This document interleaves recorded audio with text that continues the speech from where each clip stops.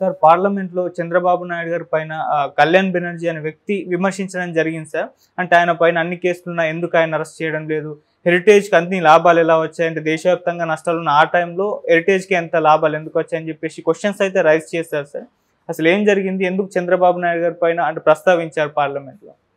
యాక్చువల్‌గా తృణమూల్ కాంగ్రెస్ ఎంపీ ఆయన కళ్యాణ్ బెనర్జీ. ఆయన పార్లమెంట్‌లో చంద్రబాబు మీద సంచలన వ్యాఖ్యలు చేశారు. ఇది దేశవ్యాప్తంగా ఇప్పుడు మీడియా దీన్ని ఫోకస్ చేస్తుంది. ఎందుకంటే ఇప్పుడు చంద్రబాబు నేషనల్ ఫిగర్ అని చెప్పొచ్చు. ఎందుకంటే మోడీకి అండగా ఉన్నాడు. మోడీ ప్రభుత్వం చంద్రబాబు మీద డిపెండ్ అయింది. చంద్రబాబు 16 ఎంపీలతో సపోర్ట్ చేస్తున్నాడు. అట్లాగే ఆంధ్రాలో టోటల్గా 21 ఎంపీలు మోడీకి ఉన్నాయి. ఇంకా చెప్పాలంటే 25 ఎంపీలు మోడీ అకౌంట్లోనే ఉన్నాయి. జగన్ నలుగురు కూడా మోడీ అకౌంట్లో ఉన్నట్టే. అయితే చంద్రబాబు నితీష్ కుమార్ లేకపోతే మోడీ ప్రభుత్వం లేదు. అందుకని చంద్రబాబు నితీష్ కుమార్ల మీద మొత్తం ఇప్పుడు దేశం అంతా కూడా ఒక కన్ను వేసి పెట్టారు. సో అందుకని ఇప్పుడు ఏం జరుగుతుంది, ఇండియా కూటమి చంద్రబాబుని అటాక్ చేసింది పార్లమెంట్లో. సో ఈయన కళ్యాణ్ బెనర్జీ అనే తృణమూల్ కాంగ్రెస్ ఎంపీ నిన్న పార్లమెంట్లో మాట్లాడింది దేశవ్యాప్తంగా సంచలనమైంది. ఆయన ఏం మాట్లాడాడంటే, చంద్రబాబు నితీష్ కుమార్ అనేవాళ్ళు ఇద్దరు 2 ఊతకర్రలు లాంటి వాళ్ళు మోడీకి. సో మోడీ వీళ్ళిద్దరు లేకపోతే నడవలేడు. మోడీ అవిటివాడు. సో వీళ్ళిద్దరి సహాయంతో నడుస్తున్నాడు. అందువల్ల మోడీలో ఆత్మస్థైర్యం లోపించింది. ఈ కర్రలు ఎప్పుడైనా ఇరిగిపోతే ఆయన నడవలేడు, ప్రభుత్వం కూలిపోతుంది. అయితే ఇక్కడ గతంలో ఇండియా కూటమి అంతా అవినీతి పరుల మయమని విమర్శించాడు మోడీ. ఇప్పుడు అలాంటి అవినీతి పరుల మీద ఆధారపడే మోడీ ప్రభుత్వం నడుస్తుంది. చంద్రబాబు ఒక పెద్ద అవినీతి పరుడు. ఆయన మీద కేసులు ఉన్నాయి. ఈడీ సిబిఐ ఎంక్వైరీలు ఉన్నాయి. మరి ఎందుకు ఇప్పుడు అవన్నీ క్లీన్ అయిపోయినాయా ఎన్డీఏ కూటమిలోకి రాగానే? ఆల్రెడీ అజిత్ పవారు, ప్రఫుల్ల పటేల్ లాంటి వాళ్ళు ఒకప్పుడు అవినీతి పరులని ఇదే మోడీ ఆరోపించాడు. వాళ్ళు ఒక్కసారిగా ఎన్డీఏలోకి వెళ్ళగానే వాళ్ళు క్లీన్ అయిపోయారు. సో ఇది ఒక బీజేపీ అనేది ఒక వాషింగ్ మిషన్ లాంటిది. దాంట్లోకి వెళ్తే అందరూ క్లీన్ అయిపోతారు, బయట ఉంటే మాత్రం వాళ్ళు డర్టీ ఫెలోస్. సో ఇది ఆయన ప్రధానంగా ఆరోపించింది. రెండవ ఆరోపణ, చంద్రబాబు మొన్న స్టాక్ మార్కెట్ ఫ్రాడ్ చేశాడు అనేది కూడా ఆయన ఆరోపించాడు. ఎందుకంటే దాని ఎగ్జిట్ పోల్స్ అన్నీ కూడా 400 పైన సీట్లు వస్తాయని చెప్పి రఫ్గా ఎన్డీఏకి ప్రొజెక్ట్ చేశారు. దాంతో బీజేపీ వాళ్ళందరూ కూడా మీరు స్టాకులు కొనండి, మేము వస్తున్నామని సాక్షాత్ అమిత్ షా కూడా చెప్పాడు. సో ఇప్పుడు అది నమ్మి ఎగ్జిట్ పోల్స్ రాగానే విపరీతంగా 30 లక్షల కోట్ల పెట్టుబడులు వచ్చాయి. దాంట్లో ఒక్కసారిగా రిజల్ట్ రాగానే 30 లక్షల కోట్లు ఒకే రోజు నష్టపోయింది స్టాక్ మార్కెట్. అయినప్పటికీ చంద్రబాబుకు మాత్రం హెరిటేజ్లో 521 కోట్ల లాభం వచ్చింది. ఇది ఎలా సాధ్యమైంది? సో దీని మీద ఎంక్వైరీ చేయించే దమ్ము ఈ ప్రభుత్వానికి ఉందా అనేది ఈయన క్వశ్చన్ చేశాడు. సో ఒక రకంగా దీంట్లో లాజిక్ అయితే ఉంది. ఎందుకంటే ఆయన చెప్పిన స్కామ్ అనేది అప్పుడే చాలామంది చెప్పారు. అది ఒక రకంగా స్కామే. ఎందుకంటే ఎగ్జిట్ పోల్స్ని మ్యానిపులేట్ చేయిస్తున్నామని తెలిసిన వాళ్ళు ఎవరైతే ఉన్నారో, ఎవరు చేయిస్తారు? బీజేపీ వాళ్ళే చేయిస్తారు. వాళ్ళు ఏం చేశారంటే, విదేశీ మదుపుదారులు అంటే విదేశాల్లో వీళ్ళ కంపెనీలే ఉంటాయి. వెర్జిన్ ఐలాండ్స్ ఇలా నేను ఆ మధ్య ఒక వీడియో సపరేట్గా చేశాను. అంటే విదేశాల్లో కంపెనీలు పెట్టడం ఎంత సులభం అనేది నా వీడియోలో చెప్పాను నేను. కొన్ని దేశాల్లో అయితే మనం ఆ దేశాలకు కూడా వెళ్లకుండా ఆన్లైన్లోనే చేసేయచ్చు. నిమిషాల్లో మనం కంపెనీ పెట్టేయచ్చు. ఆ కంపెనీ తరపున అక్కడి నుంచి కొన్నట్టుగా ఇక్కడ పెట్టుబడులు పెట్టారు. ఎప్పుడైతే విదేశీ పెట్టుబడులు కానీ పెరిగితే ఇక్కడ దేశీయ మన ఇండివిజువల్ స్టాక్ మార్కెట్ ఇన్వెస్ట్ చేసే వాళ్ళు ఎవరైతే ఉంటారో వీళ్ళు ఆ కంపెనీలో, ఇప్పుడు ఒక పలానా కంపెనీ ఉంది, ఆ కంపెనీలో విదేశీ పెట్టుబడులు అంటే షేర్లు కొన్నారు. దాంతో నేనేం చేస్తాను, ఇది పెరగబోతుంది లేకపోతే వాళ్ళు ఎందుకు కొంటారని చెప్పి నేను షేర్లు కొంటాను ఆ కంపెనీలో. ఇలాగా వీళ్ళందరూ కూడా షేర్లు కొనడం వల్ల అది విపరీతంగా పెరుగుతాయి.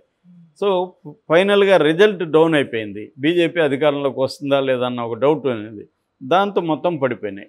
ఈ పడిపోక ముందే వీళ్ళు ఏం చేశారు, ఆ కొన్నవి ఎగ్జిట్ పోల్స్ రాగానే పెరిగాయి కదా, పెరగగానే వాళ్ళు అమ్మేసుకున్నారు, వాళ్ళకి ప్రాఫిట్స్ వచ్చాయి. కానీ లాస్ అయింది ఎవరు, ఈ ఫైనల్గా ఇండివిజువల్స్ ఎవరైతే కొన్నారో వీళ్ళు లాస్ అయింది. ఇది ఒక ప్లాన్డ్గా చేసిన స్కామ్, ఎగ్జిట్ పోల్ స్కామ్. ఇది ఈ స్కామ్ మీద ఎప్పటి నుంచో ఆరోపిస్తున్నారు. దానికి లింక్ పెట్టారు చంద్రబాబుని. 31 లక్షల కోట్ల నష్టం వస్తే చంద్రబాబు కంపెనీకి మాత్రం ఎందుకు లాభం వచ్చింది అనేది ఖచ్చితంగా దాని మీద విచారణ జరపాలి. జెన్యూన్గా కూడా వచ్చి ఉండొచ్చు. ఇప్పుడు అన్ని కంపెనీలు లాస్ అంటే అన్ని కంపెనీలు అవ్వవు, కొన్ని గట్టిగా నిలబడే ఉంటాయి. క్రైసిస్లో కూడా నిలబడే కంపెనీలు ఉంటాయి. అలా నిలబడిందా లేకపోతే ఏమైనా మ్యానిపులేషన్ జరిగిందా అనేది విచారించాల్సిన అవసరం అయితే ఉంది. ఎందుకంటే మన స్టాక్ మార్కెట్లో అనేక ఫ్రాడ్ వ్యవహారాలు జరుగుతూ ఉన్నాయి ఈ మధ్యకాలంలో. సో దాన్ని ఎందుకంటే మనకి ఇప్పుడు అదానీ దాంట్లో కూడా ఫ్రాడ్ జరిగిందని హిండన్బర్గ్ అని ఒక అమెరికన్ ఏజెన్సీ ఆ మధ్య ఒక పెద్ద రిపోర్ట్ కూడా ఇచ్చింది. దాని మీద సుప్రీంకోర్టుకి వెళ్ళారు. దాని మీద సిబిఐ ఎంక్వైరీ కూడా జరుగుతుంది. కాకపోతే సిబిఐ వాళ్ళ కంట్రోల్లో ఉంటుంది కాబట్టి మనం దాని నుంచి ఏం ఆశించలేం. అంటే అర్థమేమంటే ఇదే విధంగానే కావాలనే విదేశీ పెట్టుబడులు పెట్టించడం, దీంతో ఇది పెరుగుతుందని ప్రచారం చేయించడం, దాంతో వీళ్ళు ఇండివిజువల్స్ దాంట్లో షేర్లు కొనడం, ఇది ఒక ప్లాన్ ప్రకారం జరుగుతుంది. అందుకని ఇండియన్ స్టాక్ మార్కెట్ అనేది ఇప్పటికి కూడా ఒక లాజికల్గా ఒక రేషనల్గా జరగదు. దీంట్లో మ్యానిపులేషన్స్ రకరకాలుగా జరుగుతుంటాయి అనేది ఇప్పటికీ ఉంది. ఇది విదేశాల్లో కూడా ఉంది, కానీ విదేశాల్లో కొంత అమెరికన్ లాంటి దాంట్లో కొంతవరకు ఇది సాల్వ్ అయింది. కానీ మనది ఇంకా ఇట్లాగే ఉంది. అర్షద్ మెహతా కాలం నుంచి రకరకాల స్కాములు జరుగుతూనే ఉన్నాయి. ప్రభుత్వంలో ఉన్న వాళ్ళు మ్యానిపులేట్ చేస్తున్నారు.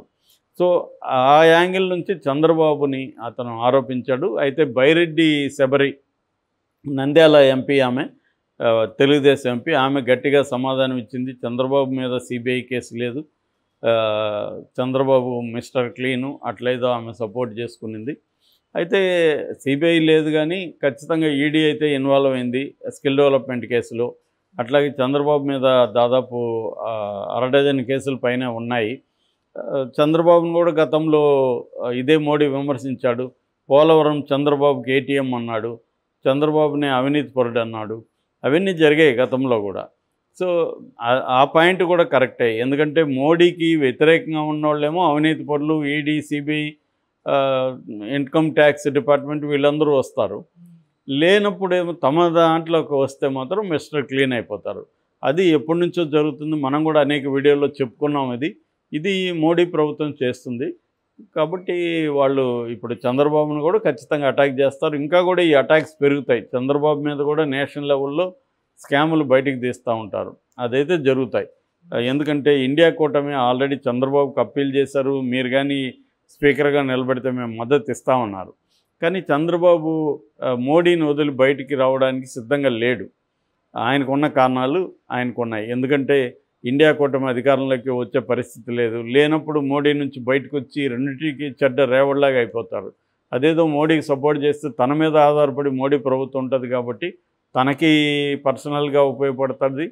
తర్వాత రాష్ట్రానికి కూడా ఏమన్నా ప్రయోజనాలని తీసుకురావచ్చు, కొంత ఎక్స్ట్రా ఫండ్స్ తీసుకురావచ్చు. ఎలక్షన్లు దగ్గరగా ప్యాకేజీ లాంటిది కానీ ప్రకటింపజేస్తే తనకి మళ్ళీ 2029లో గ్యారంటీగా గెలుపు ఉంటుంది.